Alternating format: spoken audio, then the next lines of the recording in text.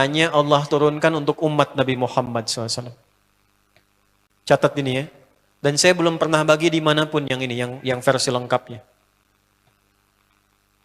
Kalau bisa dilakukan, bukan hanya dosa digugurkan, tapi setiap hurufnya mempercepat terkabulnya doa kita di hadapan Allah Subhanahu wa Ta'ala. Ya. Ada 2 surah di dalam Al-Quran yang bila 2 surah ini dibacakan, itu setiap hurufnya dihitung bisa berpotensi menggugurkan dosa sekaligus mengabulkan doa-doa yang dimintakan. Sepanjang doa itu baik untuk urusan dunia akhirat kita. Kalau salah satu kurang baik, diperbaiki oleh Allah. Misal, dunia baik tapi akhirat tidak. Maka diperbaiki oleh Allah kepada yang lebih baik. Surat pertama Al-Fatihah. Surah kedua Al-Baqarah. Ya. Sebelum doa, baca tuh Al-Fatihah sama Al-Baqarah. Tapi Al-Baqarahnya tidak dari ayat yang pertama. Kepanjangan. Cukupkan di ayat 285 sampai ayat 286, 2 ayat terakhir. Hadisnya sahih. Kalau mau dikuatkan biasanya banyak ulama memasukkan ayat 284. Ada yang sudah masuk ke dalam Ka'bah di sini? Ini informasi saja. Dan 3 ayat ini, Al-Baqarah 284, 285, 286, itu ayat yang dituliskan di dinding Ka'bah. Itu yang saat berhala dikeluarkan, gambar-gambar dihapus, itu ya, syair-syair diganti dengan ayat Quran, sehingga jadi kain kiswah Ka'bah di luar. Itu ada sejarahnya. Yang di dalam pun dihiasi dengan hiasan ayat Al-Quran. Di antara yang dituliskan itu Al-Baqarah ayat 284, 285, 286. Intinya di 285 dan 286-nya. Tadi rakaat pertama yang saya bacakan dalam salat Isya. Hadisnya sahih. Itu spesial malaikat Jibril turun kepada Nabi Muhammad SAW mengabarkan kabar gembira siapa yang membiasakan membaca Al-Fatihah.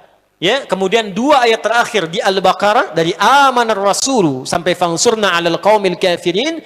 Tidaklah dia membacakan itu kecuali setiap hurufnya dijaminkan mengabulkan doa-doa yang dia mohonkan sepanjang benar doanya dan tidak diselimuti maksiat. Ini maaf ya. Ini saya minta maaf dulu nih. Kalaupun Anda benar doanya khusyuk sampai nangis, tapi ada selimut maksiat dalam permohonan doa itu pengabulannya mental lagi. Hadisnya sahih. Thumma dzakara rajula يطيل السفر أشعث أغبر يمد يديه إلى السماء فيقول يا رب فقال رسول الله صلى الله عليه وسلم أن يستجاب لذلك فمطعمه حرام مشربه حرام ملبسه حرام وغذي بحرام فأن يستجاب لذلك رواه مسلم.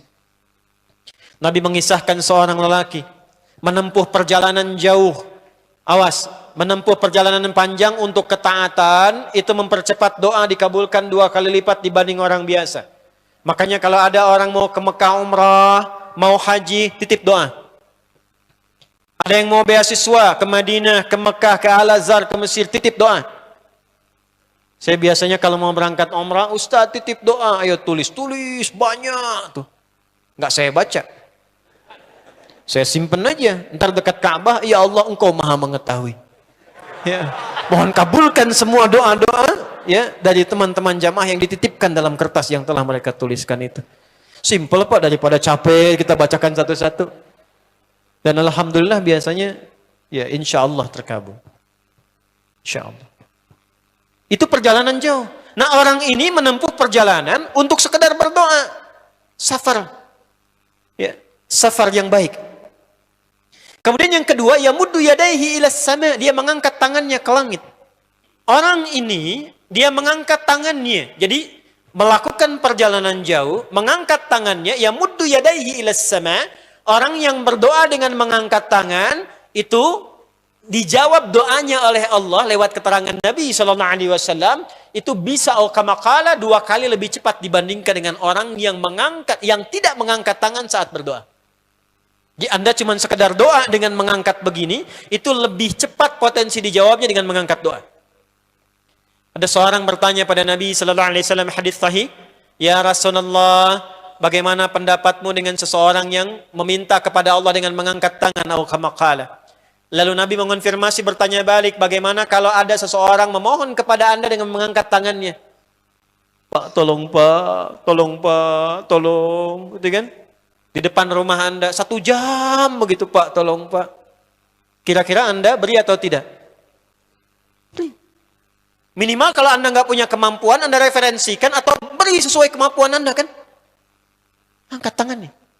Dia jawab, saya malu kalau nggak ngasih. Apa kata Nabi?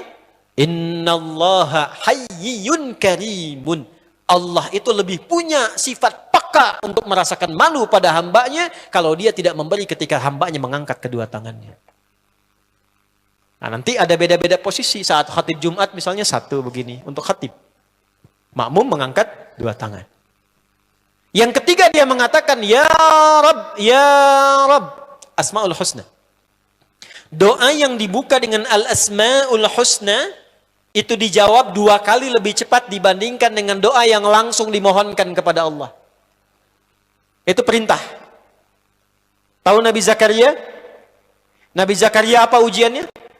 Diuji oleh Allah, hidup demikian lama sampai rambut memutih, fisiknya letih, istrinya divonis secara medis, maaf, monofos dan mandul. Kata medis gak mungkin punya keturunan.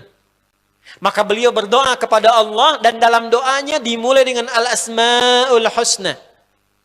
Sebelum sampai ke doa itu di Ali Imran ayat 38 sampai 39, buka dulu Quran surah 17 Al-Isra ayat 110. Ini perintah langsung dari Allah. Qulidullah awidur rahman ayyamma tad'u falahul asma'ul husna. Quran surah ke-7 ayat 180. Walillahil asma'ul husna fad'uhu biha. Fad'u biha. Qulid Allah, kalau engkau punya masalah hambaku, dan tidak ada di dunia ini yang tidak punya masalah. Quran surah kedua ayat 155. Wala nabluwannakum bisyai. Setiap yang hidup itu, aku pasti akan uji dengan masalah. Itu kata Allah. Jangan disimpan sampai di situ, teruskan. Bukan untuk membebani hambaku dengan masalah, tapi untuk menaikkan kualitas hidupnya sehingga menjadi lebih baik. Jadi ketika Allah titipkan masalah itu, bukan ingin membuat kita bermasalah. Tapi dengan masalah itu kita diuji supaya kualitas hidup kita menjadi lebih baik.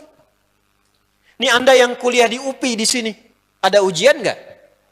Ada. Untuk apa ujian itu diadakan?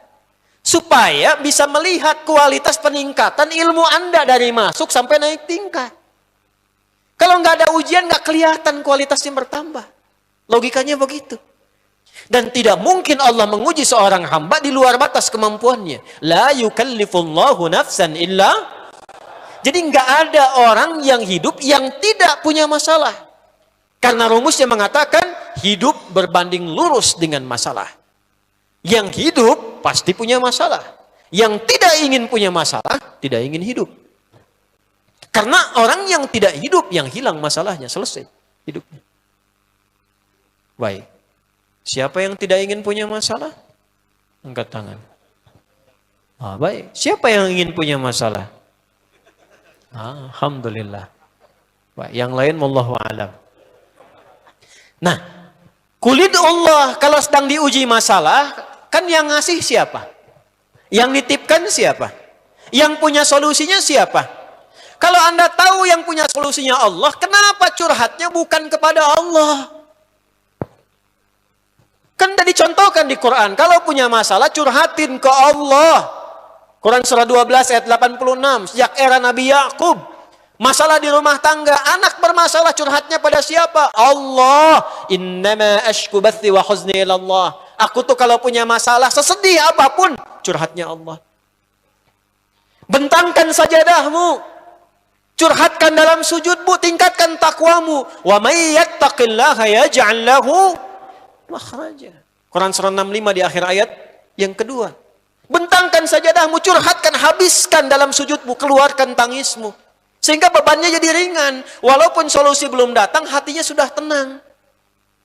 Yang diperintahkan panjangkan sajadahmu, bukan panjangkan statusmu. Kita sudah tahu ayatnya. paham ketentuannya, tapi kenapa prakteknya ditumpahkan di Instagram, di Facebook, bikin vlog di YouTube, hanya untuk curhat saja. Dan ironinya dalam hal yang demikian, tahu yang menyelesaikan Allah. Sekarang tambah bonus, aminkan ya. Yang mengaminkan doa ini mudah-mudahan dihilangkan masalahnya. Puguma mana yang ada bermasalah kayaknya di dia. Itu gimana? Kumaha tuh ya teh? Paham? Curhatkan sama Allah. Nah bagaimana mintanya? Sebut namanya ya Allah. Awidur Rahman. Kalau kita ingin minta lebih cepat, minta dengan kelembutan Ar-Rahman. Rahman itu bisa disebut namanya ya Rahman, bisa cari cara mintanya yang paling lembut, yang menyentuh. Allah senang dengan kalimat yang menyentuh. Misal ya. Kembali ke Nabi Zakaria tadi. Al-Quran surah 3 ayat 38. Hunalika da'a Zakaria rabbah. Qala rabbi habli min ladunka dzurriyyatan thayyibah. Innaka sami'ud du'a. Ya Allah, hamba-hambamu itu telah menghukumi aku dan istriku tak akan mungkin punya keturunan. Sedangkan engkau yang maha pemberi tanpa punya batasan. Mereka mengatakan istriku punya keterbatasan. Maka aku memohon kepadamu yang pemberianmu tak ada batasan. Mohon ya Allah anugerahkan keturunan dari sisimu saja ketika mereka mengatakan tidak mungkin itu punya. Sungguh engkau yang maha mendengar doaku ya Allah. Perhatikan, kalau kepada yang maha mendengar saja tidak terkabulkan, mohon tunjukkan kepadaku saat ini dengan cara apa lagi dan kepada siapa lagi aku mesti memohon. Itu dalam banget. Ya Allah, engkau perintahkan aku berikhtiar mencari kerja, aku lakukan. Engkau perintahkan mengeluarkan keringatku dengan cara yang halal, aku kerjakan ya Allah. Engkau perintahkan aku jauhi yang engkau larang, aku lakukan ya Allah. Sekarang aku telah berikhtiar dari sejak keluar, aku telah menunaikan sholat subuh seperti yang engkau maha mengetahuinya. Dan menjelang malam aku mengadukan bahkan di rumahmu ya Allah hanya untuk sesuap nasi bagi istri dan anakku dari yang halal itu. Aku telah melakukan apa yang engkau perintahkan, aku hanya memohon apa yang telah engkau janjikan. Kalau dengan semua ikhtiar yang aku kerjakan sampai detik aku bersujud di hadapanmu di rumahmu ini belum kau kabulkan, mohon tunjukkan kepadaku di malam ini ya Allah dengan cara apa lagi mesti aku memohon kepadamu. Minta. Pernah enggak begitu mintanya? Itu Rahman.